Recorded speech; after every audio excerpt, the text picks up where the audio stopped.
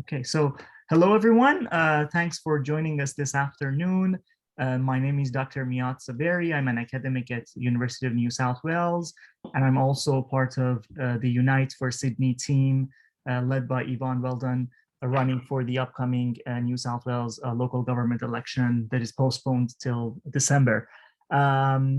Just some declaration that I got actually, I have to say at the beginning that this is not a UNSW or UNSW endorsed event. I'm just affiliated with UNSW as an academic, but I'm running this event as part of our Unite for Sydney team. So first thing to do, I will introduce Matt and Michael and Nicki and Stefan a little bit later. But before that, let's hand over to Yvonne to do her beautiful country acknowledgement and introduce herself. And then we'll do the introductions. Thank you, Yvonne. Thank you, Mian. Good afternoon, ladies and gentlemen, sisters and brothers. As was said, my name is Yvonne Weldon. I am a Wiradjuri woman from Cowra here in New South Wales. I'm from the waters of the Clare, which later became known as the Lachlan, and of the Murrumbidgee rivers. I am the elected chairperson of the Metropolitan Local Aboriginal Land Council, who are the cultural authority under the Aboriginal Land Rights Act for the land that I'm on. I would like to pay my respects to all elders past and present, to all First Nations, to you, and the ancestors' lands that you are on. My people have practiced our traditions for thousands of years and endless generations. One tradition shared in various forms across Australia is a welcome to country. It is more than just words or something you tick off on. It is a spiritual process by honouring the ancestors' footsteps we are all walking in, continuing the practice of the many generations before us to the many generations to come, where the sharing and trading of our resources, our knowledge and our traditions has been my people's way of life since time began, traded and shared amongst the nations, the tribes and the clans that have existed here for over 60,000 years, traded for necessity and not for empires. The boundaries of our traditional owners are written into the earth's natural landscapes.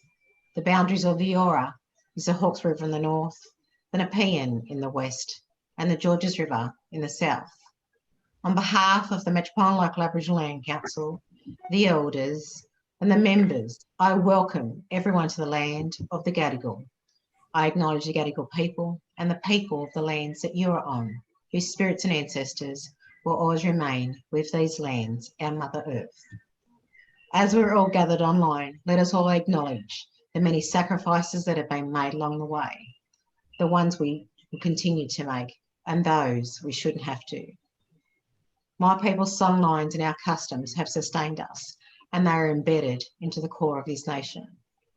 We are the oldest continuously living culture of the world, and the challenges that we are faced with today is not the same as it was only a few years ago, or even in the last year or so. These challenges can bring disadvantages that flows on from one generation to the next. It will never change if we don't take stock now to recognise, respond and support with real tangible investment in our society and in our world, for the people and with the people. What will we live to into the future if we don't take stock now? Or do we have a future that we think we should have? So as you connect, learn and share today, tomorrow and beyond, know that you can make a difference to the lives of so many, especially during these times of this pandemic, where we must maintain our physical distancing, but not creating barriers to our social connections. We need to be connected socially more so now than ever in a COVID safe way. And we need to do so without at the expense of our precious earth. So let us all draw upon my people's spirits as we continue on our journey. May my people's spirits walk with you and guide you as we strive forward for us all. Again, on behalf of the Metropolitan Local Aboriginal Land Council, welcome to Gadigal land. This always was, always will be Aboriginal land. Thank you. And before I hand back over to Miad, it's such an important part of us connecting here today to talk about the important issues that we need to be able to address, because if we don't, it just won't get done. There is so much more to be said about leadership in so many walks of life in this country, but all of us are leaders in our own right, and we can only do that if we do so together. So I hand it over to Miad to introduce the team and who's presenting here today, and for us to continue to share our knowledge, but also to be able to make a difference so that we can have a world and moving beyond what we're responding to, but actually what we can prevent as well. So thank you, Miad. Thank you, Yvonne, for the country acknowledgements. And so before we start, I'd like to introduce the speakers and also the people on the panel. Matt is a science chair professor at the University of New South Wales, and he's been actually a pioneer researcher in the area of urban heating, and he'll share some of his research on this area with us today. After Matt, we'll have Michael Mops presenting. He's known as the off-the-grid guy, so it would be very interesting to hear his thoughts and ideas about climate action. And then we'll continue the session with having Nicki Hutley and Stephen Conlon on the panel, and to have some interactive discussion, sharing thoughts and ideas. I leave the more detailed introduction to every person on the panel. So when you start your talk, you can introduce yourself a bit more if you want to. So just for the sake of time, let's get started. Matt, if you want to share your screen and start your presentation, the floor is yours. You can unmute yourself. You've done that. And so if you share your screen, that would be great.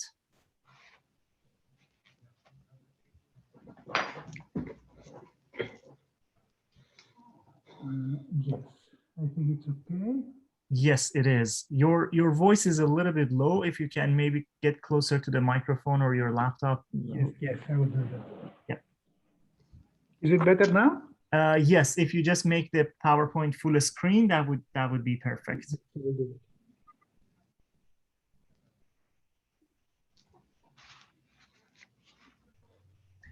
So Matt, you have about 15 minutes. So yes, if you can stick to that time, so we can stick to this to the agenda, that would be great. Good. Thank you so much. Thank you so much for the invitation. We will try to discuss together issues that have to do with, let's say, overheating in Sydney. Is there a problem of overheating in Sydney? Yes, of course.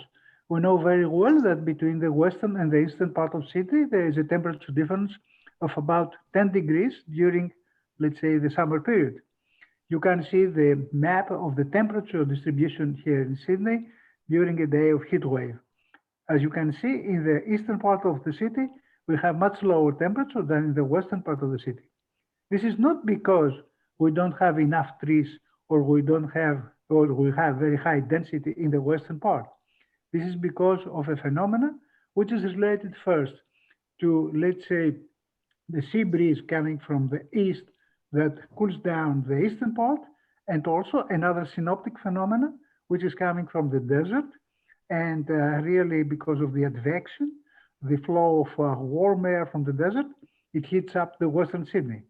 So because of this peculiarity of the climate in Sydney, we have much higher temperatures in the western part and much lower temperatures in the eastern part. What is important is really to understand, I'm sorry, I don't know what's happened.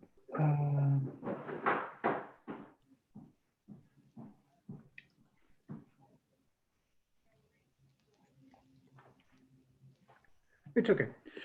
Thank you. What really has to be understood is that the phenomena is very much related to the global climatic change, not just the regional climatic change. So because of the global climatic change, the heat island phenomena, I mean the overheating or the magnitude of the overheating in Sydney is increasing tremendously. You can see that during a heat wave day, the magnitude of the urban, let's say, overheating, or the difference of the temperature between the eastern and the western part is increasing by 4 degrees. So there is an important synergy between the global climatic change and the local climatic change in Sydney that increases the overheating.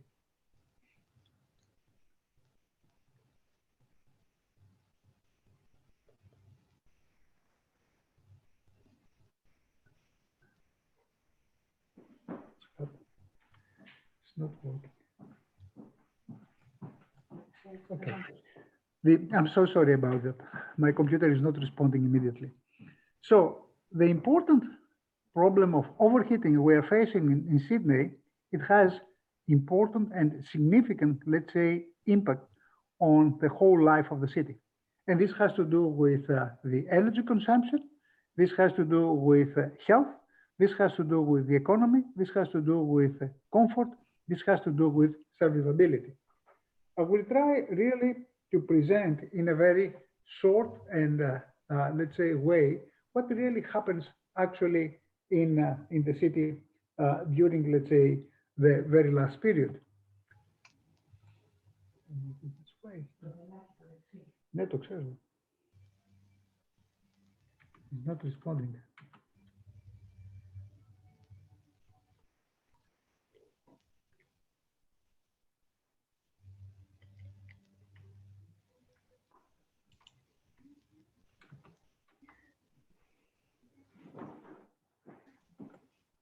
Okay. So sorry about it. First important, let's say, issue that we'll have to discuss and really to analyze about the impact of overheating, it has to do with, let's say, the energy consumption. Once we try to plot the energy which is necessary in order to pull down a building in the whole Sydney area, you may realize that, let's say, in the northern western part of the city, the energy consumption for exactly the same building is to about, let's say, 2 times higher than in the eastern part. This is a tremendous penalty that has to be paid by, let's say, people in Western Sydney in order really to compensate the impact of urban overheating. On the other hand, it's not just the, let's say, the impact of overheating on energy. There is also the impact on peak electricity demand. What does it mean that? It means that because of the higher temperature, we are facing an important problem of additional power plants that have to be installed in the whole area to satisfy the demand.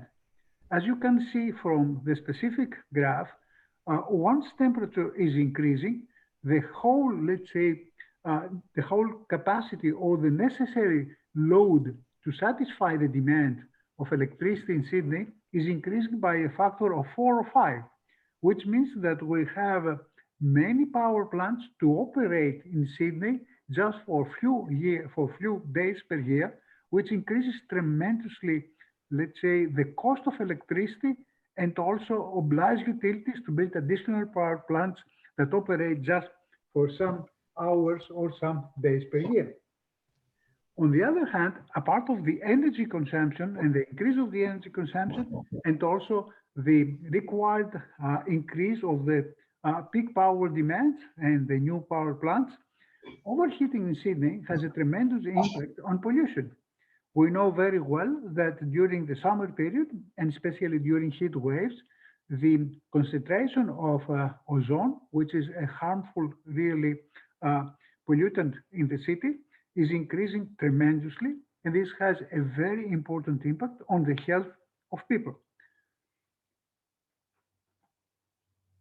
However, the most important problem we are facing because of the overheating is not just the problem of energy or peak electricity demand or of pollution. It is the problem that has to do with low-income population. It is well known that low-income population is living in houses or let's say in buildings which present low thermal quality, or they live in deprived areas, and as, let's say, result of this phenomena, we have a serious problem of very high overheating and at the same time a very high demand for energy. Last year, we monitored about 150 low-income houses in Western Sydney, and we have found that during the summer period, indoor temperatures, not during a heat wave, were more than 40 degrees for several days, and this created important problems of health and also comfort to the low-income population. Also, during the winter period, because of, let's say, the low quality of buildings, indoor temperature in these let's say, houses was lower than 7 degrees. So you imagine that because of the climatic conditions, low-income population is living at very low temperature during the winter period and very, very high temperatures during the summer period. Because of this phenomena, unfortunately, we have a serious problem of heat-related mortality and morbidity.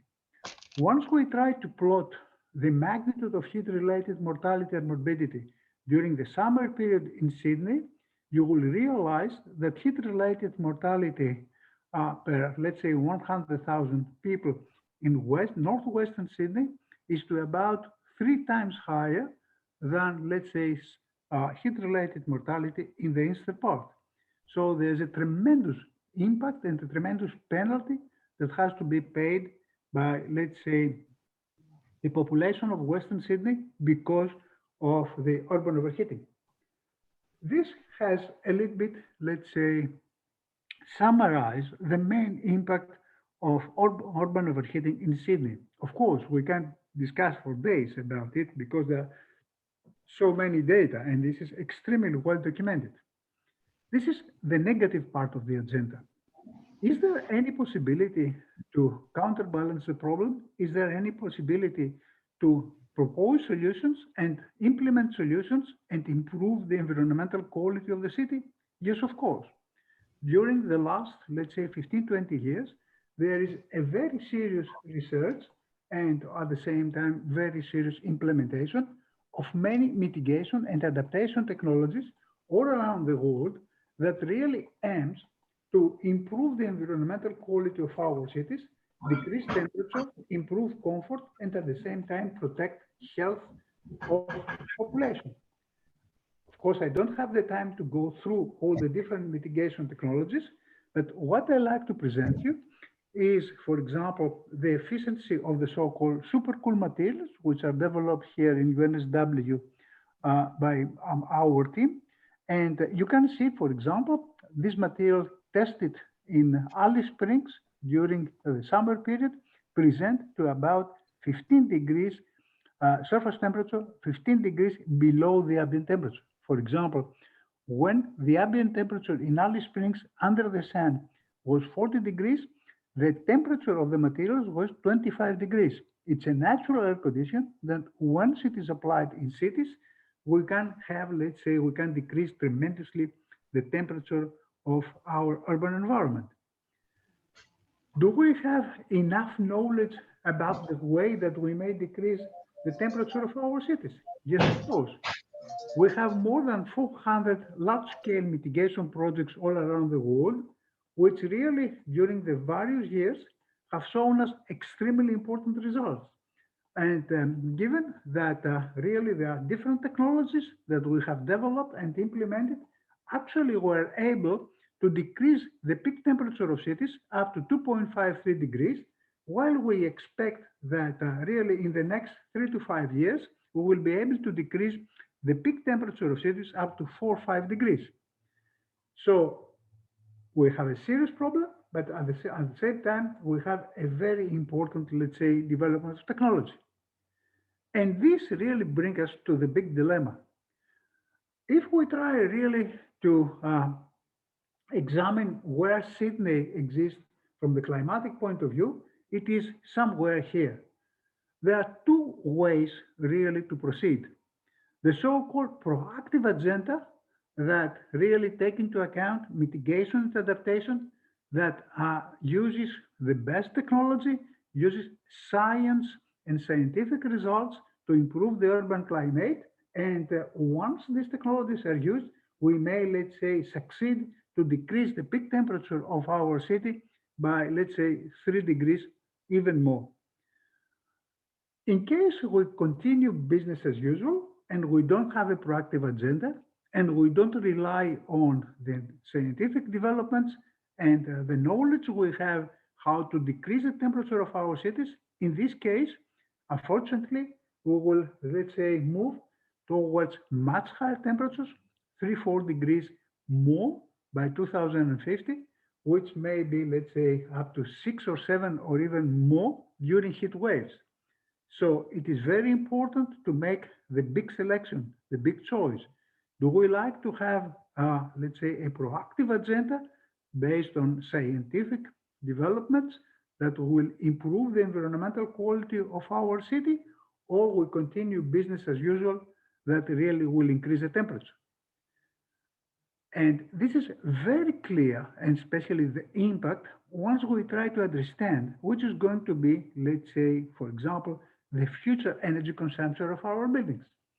If we try to analyze which is the annual energy consumption for cooling, which is the red part here, or for energy consumption for heating, which is the green part here today, you may see that we have, let's say, an important energy consumption, but not really very high because of the local climate.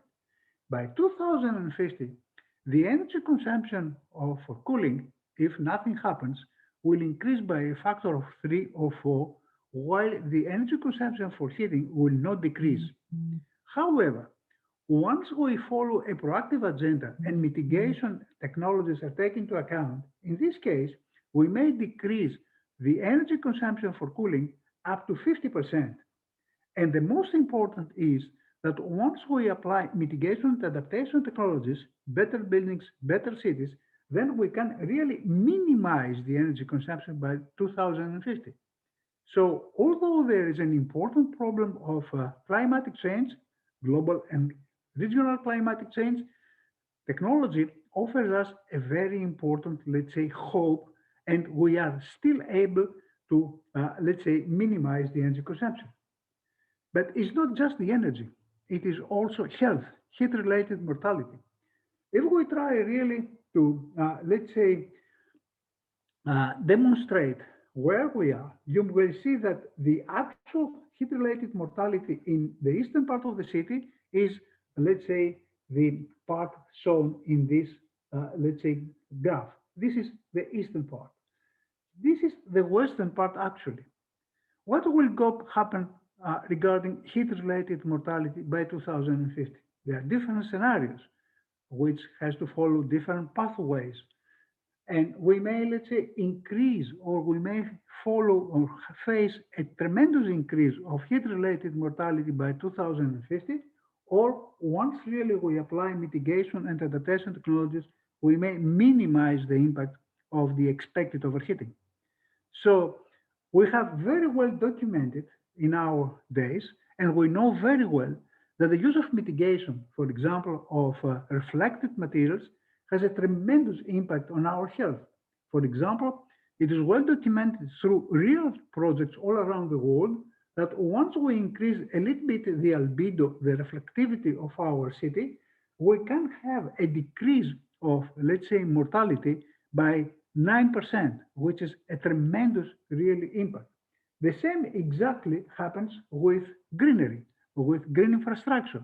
Once we improve green infrastructure, we may have much lower surface, much lower ambient temperatures, especially during the night, not so much during the day.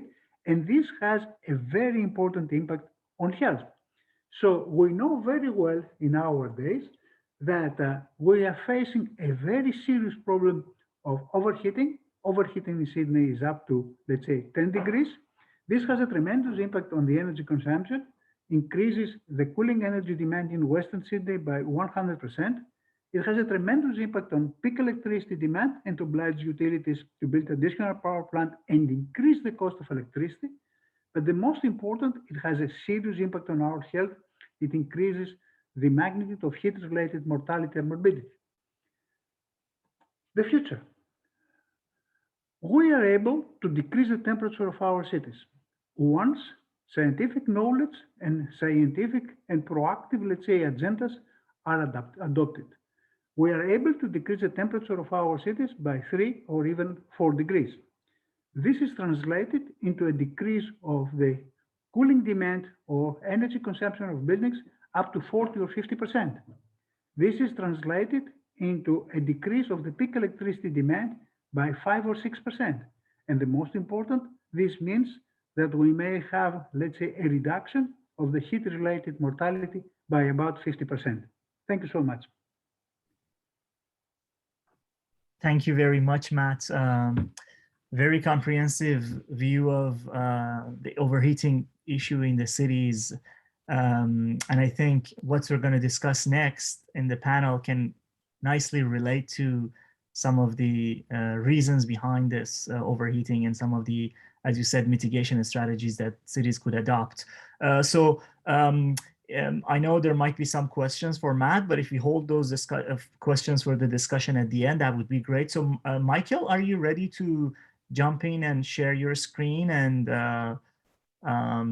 continue with the presentations, and then we'll open up the floor for questions and discussions with Nicki and Stephen. Excellent. Yeah, and thank you. And I'm really glad to be asked. I'm really glad to see you and your colleagues wanting to add a fresh voice to the discussion of what's best for Sydney. I'm grateful to each of you and delighted to be here today. Matt, could you banish your PowerPoint? Yes, I'm gonna. Okay, I think you can share your screen now. Okay.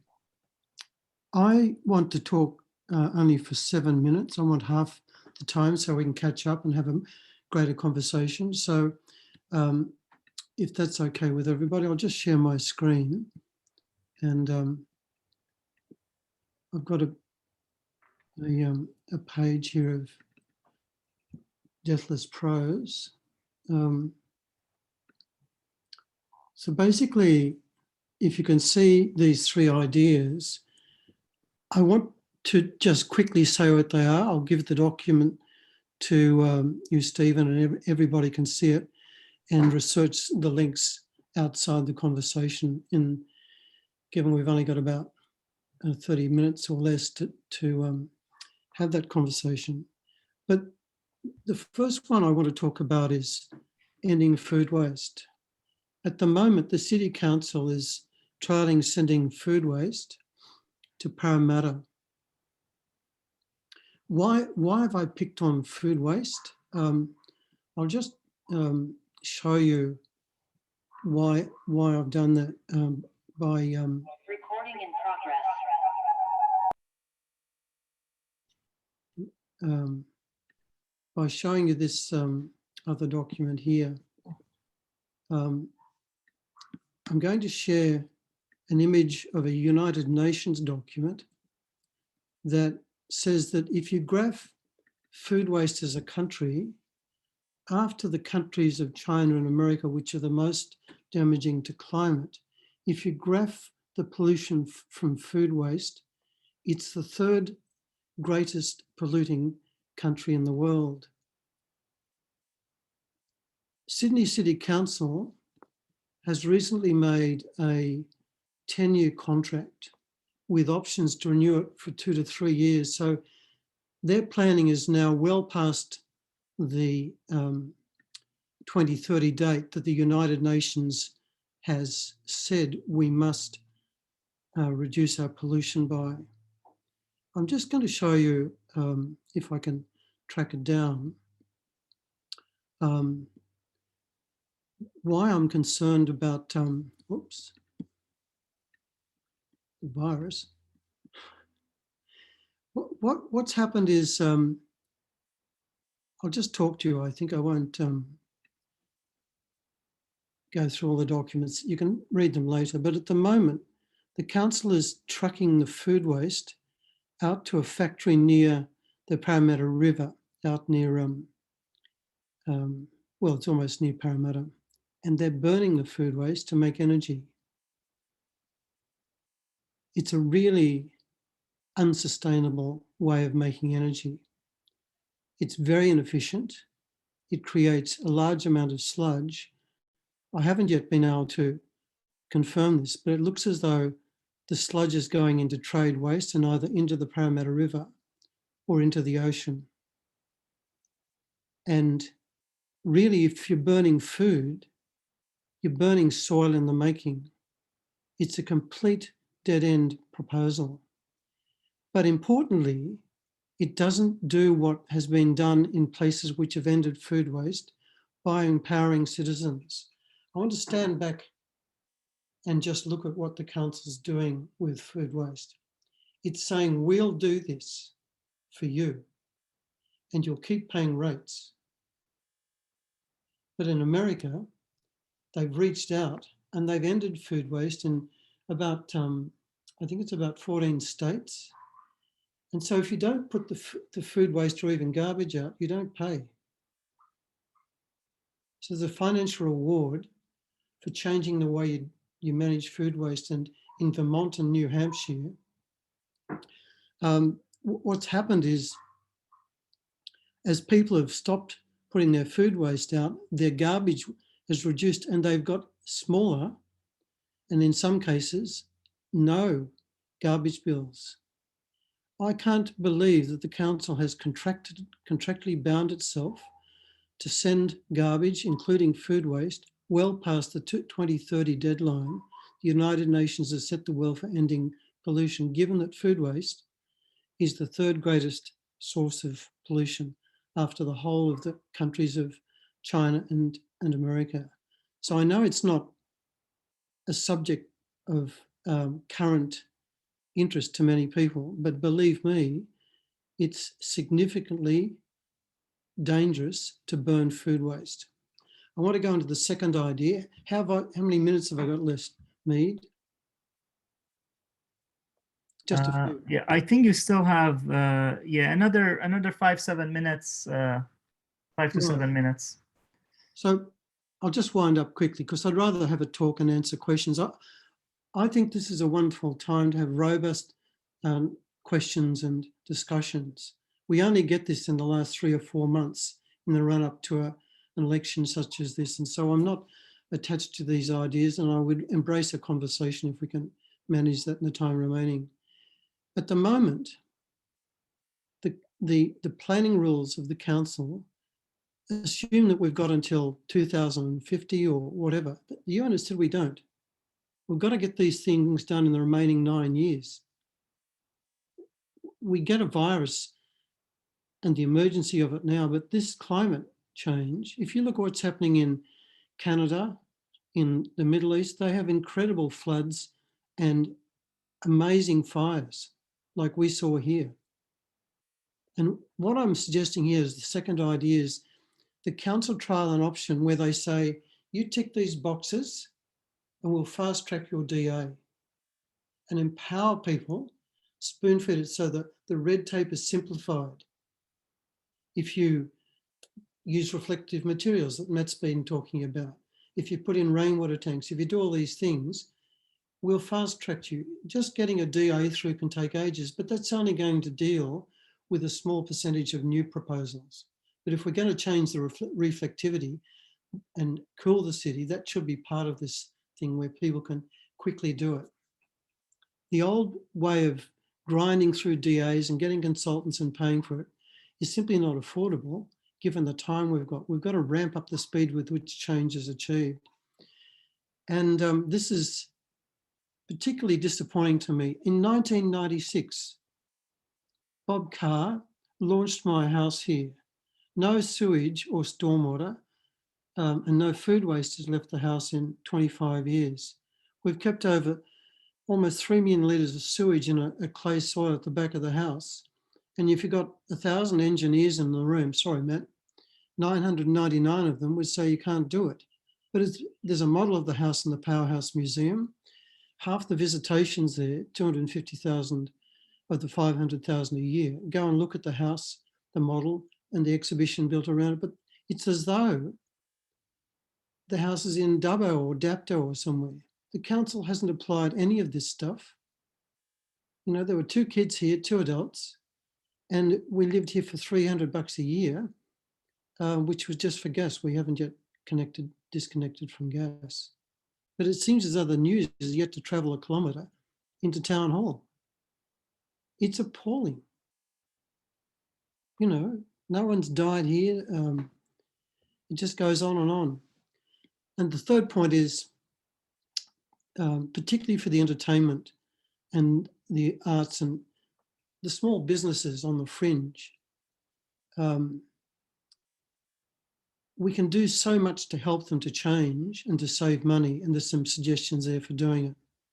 I'll leave you to share that with anybody who wants to Mead, and just stop myself talking. But these are life-threatening issues you're talking about in this meeting today, and we need fresh voices to ventilate these issues in public.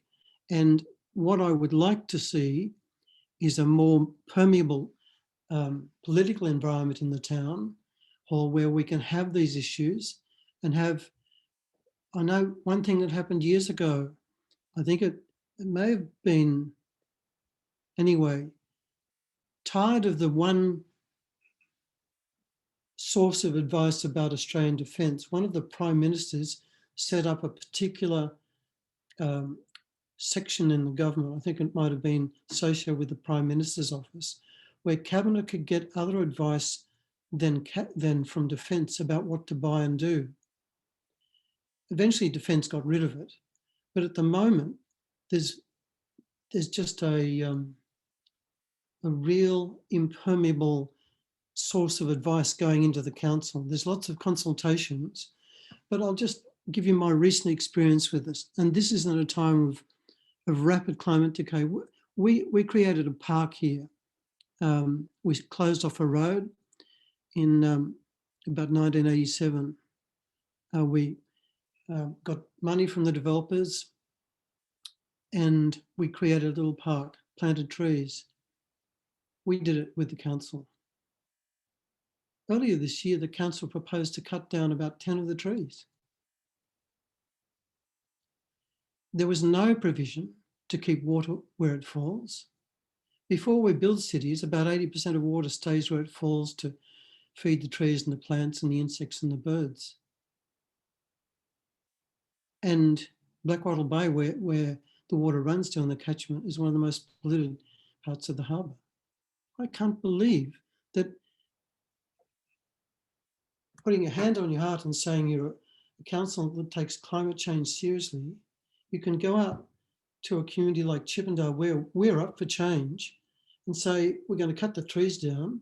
We're not going to do anything with the water pollution. And basically, we had to use all our wits to stop that proposal. This is in 2020 and 2021. Enough of me.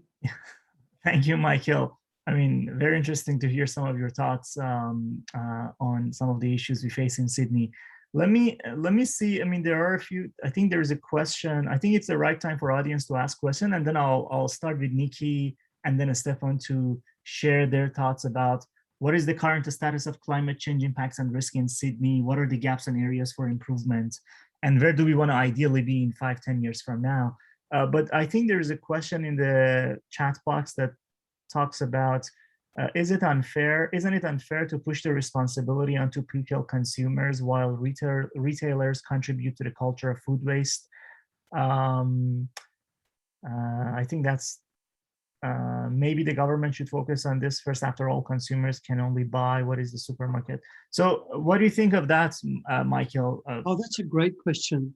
The experience in America, where they brought in Vermont, New Hampshire, and places like that, is they've gone out and really spoken to all the players. And now in those states, there's no food waste. And the people don't pay bills for a service they don't need. The idea that only government can get these things done is what's killing Sydney, and government just can't do it all. There's just no time to waste. And if we were empowered and rewarded for taking action, I'm sure we would.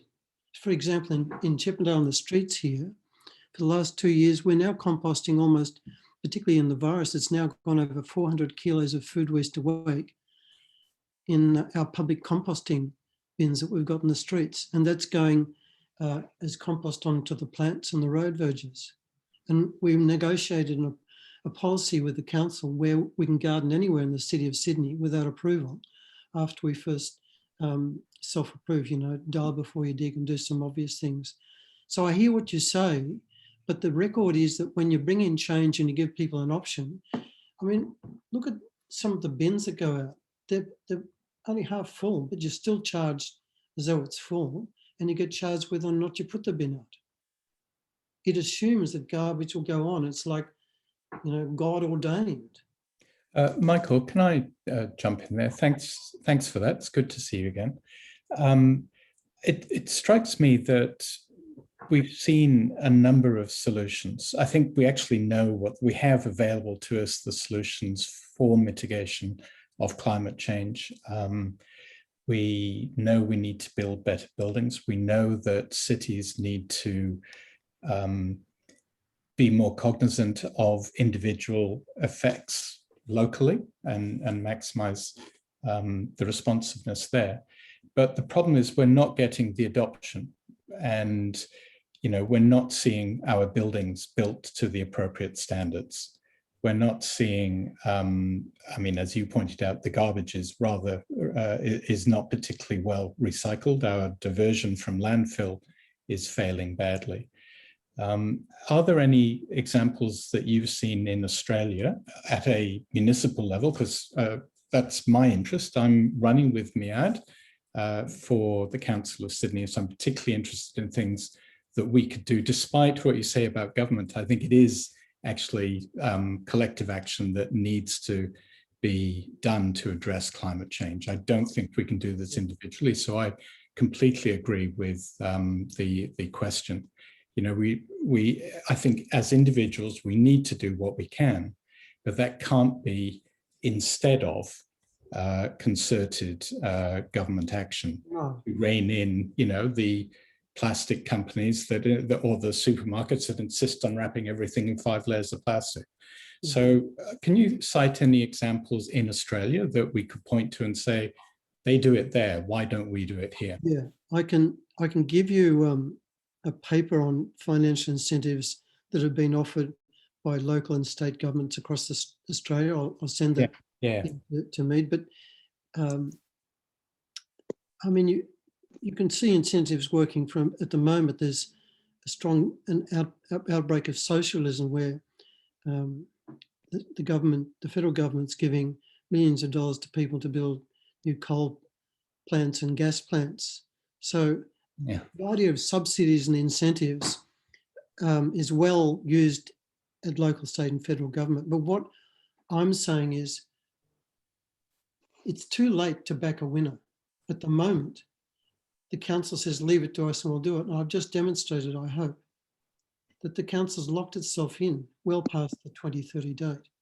And I'm saying we need to renegotiate that contract.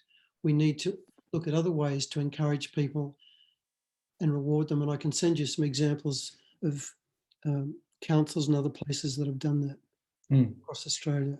Let's hear what, because Nicki has been, I really wanted to hear some of Nicki's thoughts on this. Nicki, what do you think of the current status of the climate change impacts and risk in Sydney? And what are the areas that could really be improved? Either from every aspect, from consumers, individuals aspect, from the government aspect, local government, the state government, how collectively we can actually address these issues. Thanks, Mia, and welcome everyone. For those of you who don't know me, I'm an economist and I also sit on the Climate Council. So for me, it's always having a framework that you can look at as to, where can we make the most impact? And clearly it's very different if you're looking at, the local council level versus the state government versus the federal government. And our federal government has clearly left us way behind, but I'm really impressed with what more recently state governments are doing, and certainly local councils, including the City of Sydney. It's not that long ago I was presenting at Whitehorse City Council down in Victoria. It's doing amazing things that in partnership with its citizens, and it is about taking everyone on the journey. I totally agree with the comment that everything shouldn't be up to citizens, but we all have a role to play in not only, doing the right thing and perhaps choosing to take, mesh bags to the greengrocer instead of plastic bags. Obviously, COVID has really stuffed that up. COVID, in fact, has increased our waste, food waste and packaging by a tremendous amount because of health considerations. But putting that to the side, we were actually making a bit of progress. But so that if you give individuals empowerment to understand why they need to make different decisions. I mean, we put so much, Michael's right, just rubbish in our garbage bins without thinking about it.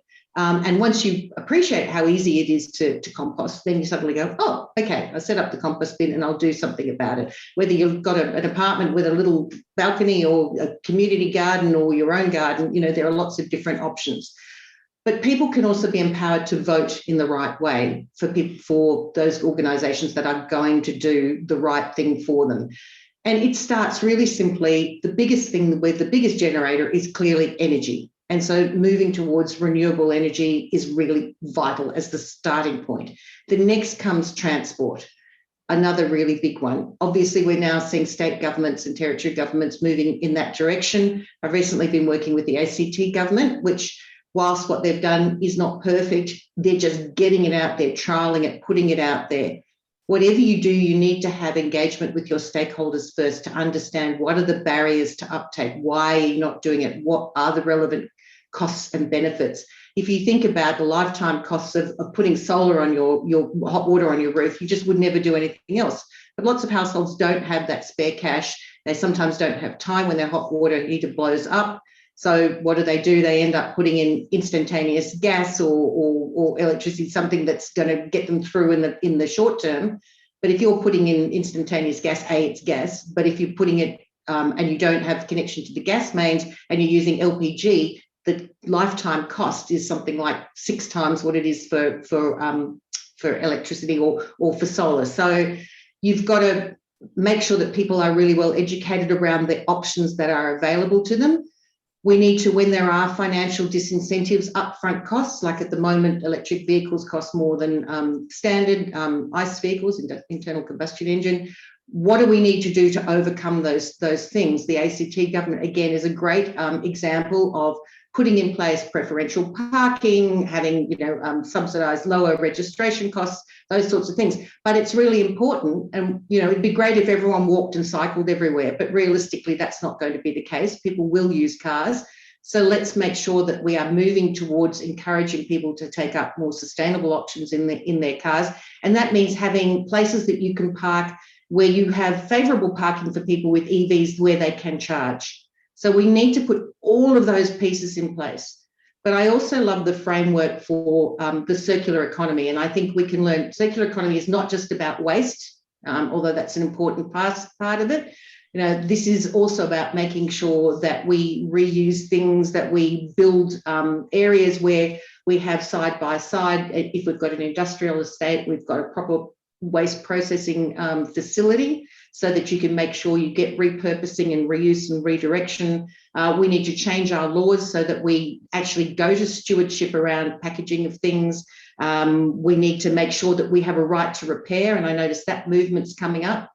So you can see there are 1,000,001 things that we can do, and it's sometimes very hard when you've got ideas here and ideas there to say, well, what are the ones that are going to have the biggest bang for buck? And I think, City of Sydney does a lot of things right, and it is stepping in the right direction, but it's closing all those gaps. I mean, there are a lot of things, even in households, for example, leaking taps are responsible for a huge amount of water use. How do we make sure that people repair those? What do we do about flats that might be empty? And that's a big issue, particularly for City of Sydney, that there are properties that are just not tenanted. That's not exactly good use. It's also bad for housing affordability. So how do we overcome some of these? So I think the big thing is just kind of map everything out, work out where your biggest bang for buck is, and where can you get that great return on investment. And there are some quite simple things. I'd love to think we do far more on waste. I can't believe we're still having these conversations. I was involved in the waste levy review with the state government. God, it was over 10 years ago now, I think, and we still sort of now waiting for the new waste strategy, which was always seemed to have been sent off to China. And of course, we can't do that anymore. So how can we practically do these things? But to get people to understand just really simple things about, the Love Food, Hate Waste campaign that the OEH runs. I'm also sit on the board, I should say, of 1 Million Women, which is an organisation about does some wonderful education campaigns about how you do, using up your leftovers, getting your fridge at the right temperature. and getting the message out to a lot of people that they can actually save money rather than spending money, as well as saving the environment. I think most people get that we need to do an awful lot, so they're there. It's about making things easy for them, understandable for them, and when there are cost barriers, helping to overcome them. It's a very long answer, sorry. No, that was great. I mean, it covered a lot of things. Stefan, you wanted to say something? Oh, well, look, I'm here to listen to some really good ideas, actually, and see how we can roll them out when we get into town hall. But to that last point, Nicki, I think the city has quite a reputation for its action on climate here in Australia. It's now using 100% renewable electricity, but it's trading that and using a lot more gas than it used to, which I'm not particularly fond of. But it's just one small corporate, really, in a fairly large city. And the LGA's emissions as a whole have been pretty flat. And that's despite the city running all sorts of advocacy and education programs. If you go onto the website, you can see that they will help you find somebody to give you a worm farm. They'll help you or I'll tell you that in some cases they've got a residential apartments program where they will subsidize an energy audit, and that's intended to help people think about the sort of things you're thinking about. How can we improve that particular building? But it just doesn't seem to be cutting through. Since the baseline 2016, we're at about 22-26% down on where we were. The target for 2030 is 70% down. So we have a long way to go, and I'm sort of with Michael on this. We do need to achieve more than we have to date. And I was asking the question about other examples because I've spent some time looking in Australia to see what else has worked or not. And the two that came up, one was the ACT, where they're doing all of the things you mentioned, and the other place was Adelaide. So I jumped onto the Adelaide City, yeah. So I jumped onto the council website there and typed in something like sustainable home or into their search box. And the second click was their sustainability initiative. And it just goes to a list of grants that you can get as a resident or a business that will help you do many of the things we're talking about. You can get a grant to replace your gas heater with a heat pump. You can get a grant to put solar panels on. You can get a grant to improve your recycling and things like that. And I think if we could do more of that, there's some low-hanging fruit that could make quite a dent in the LGA's emissions, which is what I think we should be measured on. I think that's the key parameter. Stephen, can I just jump in on that? Because I think you're absolutely right. One of the problems that I've come across in the past, particularly in the CBD area of Sydney, is that you have a lot of office blocks that are owned by one party and then rented by other parties. And so you get this split incentive about, well, how much do I pass on if I upgrade the building to be the most energy efficient? And how do I, if I'm bearing that cost, how do I then persuade my tenants that if they pay a bit more up front, they'll pay less over the long time? And that has been a significant barrier, particularly in certain parts of Sydney where you might have a single sort of family group owning one building. They're not the institutional investors that seem to get this, and they don't necessarily sort of have any incentive themselves to change what they're doing in terms of upgrading those and making those buildings more efficient. And I suspect with some of those things over time, there's going to need to be sticks as well as carrots to help move them along. But I think the carrots work pretty well with the residents and citizens. There's another example out of also out of South Australia, actually, and it's a charity. And it's got a terrible name. It's something like the Corona Charity or something. But what they do is you can donate to them, and that money will be used to fund these kind of projects in residential and small businesses and schools and stuff. They'll put, all the things we were talking about. they're mostly focused, Michael, on energy rather than waste and things like that. But I think the focus is environmental anyways. But the idea is that that charity will work with both the tenants and the landlord to get the project put in, and then they will split the benefits 3 ways between the tenants and the landlord, and some of it is used to repay the loan, so the charity continues. And that's something that I've thought, if the city could promote something like that, perhaps in conjunction with grants, that's something that would help. Just one final comment before I don't say any more. I agree with Nicki. It's important to get as many things on the table and work out where the big strategic gains are. I've already said that food is strategically key. But what's occurred to me listening to you is this city council is a big property owner. It can give, it gets a lot of money from its own properties, both in terms of properties it sells and properties it rents. I think it bought an office block in Martin Place about 10 years ago for about $500 million. So I don't understand this. If it's a wealthy council, why doesn't it use some of that money in the way other councils such as Adelaide and other councils are doing? They say, well, we'll buy enough solar panels for 10% of the city's power in the next year, first come, first served. We'll reduce rates for commercial properties which achieve X, Y, and Z levels of water and energy efficiency and which end their food waste. And we'll take a hit on our rates. I mean, this is not a crisis that's going away. If we can sort the virus, it's still going to be here. All of us are going to get it. But the climate crisis, this quiet thing that's happening across the world, it's coming for us in 9 years. There's a limit to the lobbying time we've got. We've got to get changes on the table in the council next year and implemented next year to give us a toehold to start bringing down some of those numbers. There's not much time here.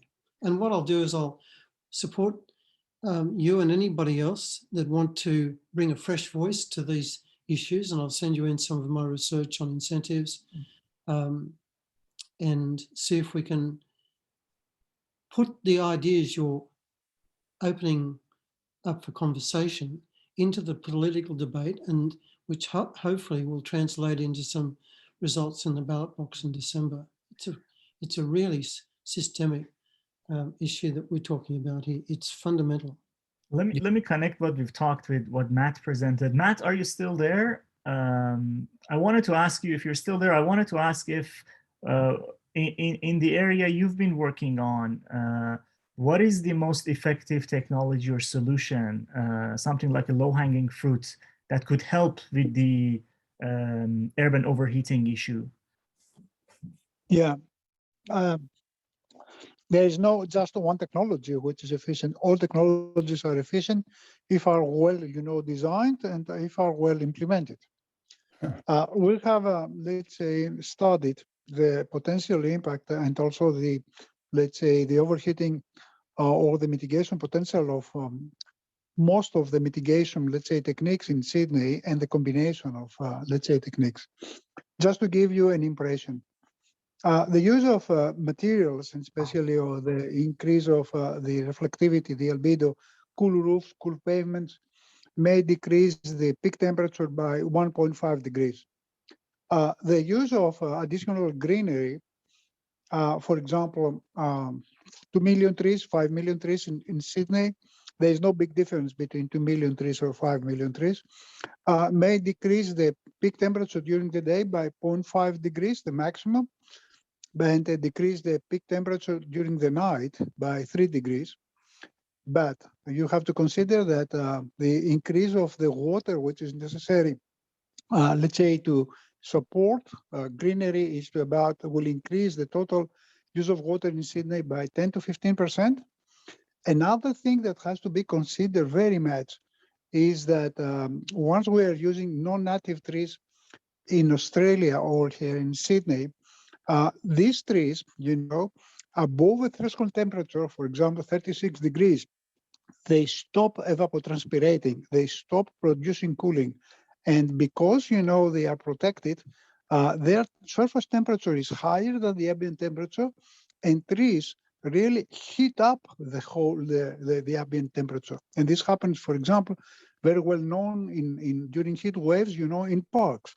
So we have to be very careful, because if we do not use the proper trees, we may increase the temperature, in the city.